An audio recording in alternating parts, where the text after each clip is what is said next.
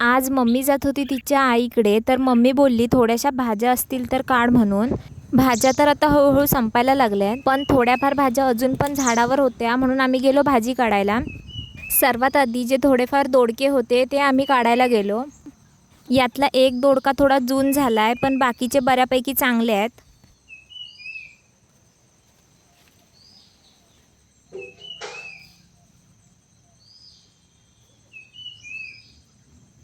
नंतर मी थोडीशी वांगी काढली. वांगी दर एक आठवड्यानी परत काढायला तयार होतात.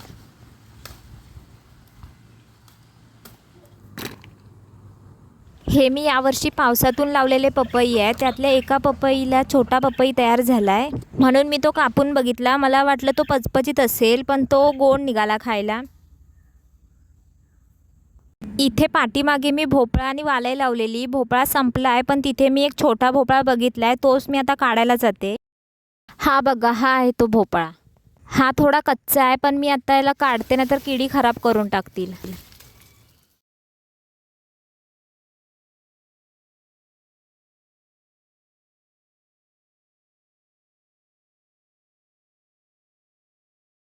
यावर्षी पारोसी भरपूर लागलेली, पण आम्ही काढली नाही, म्हणून ती निम्मी झाडावरच जून झालेत. इथे एक होतं, पण ते पण किडलंय.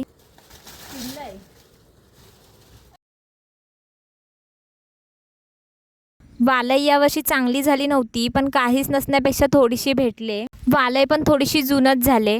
इथल्या काय काय शेंगा जून झाल्यात, त्या मी बियाला ठेवणार आहे.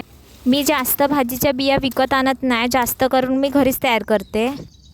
मी घरी जायला निघालीच होती, तितक्यात मम्मी बोलली भोपळ्याची भाजी काढ, म्हणून मी हाताबरोबर ती पण काढून घेतली. तर हा होता आमचा आजचा हार्वेस्टिंग व्हिडिओ.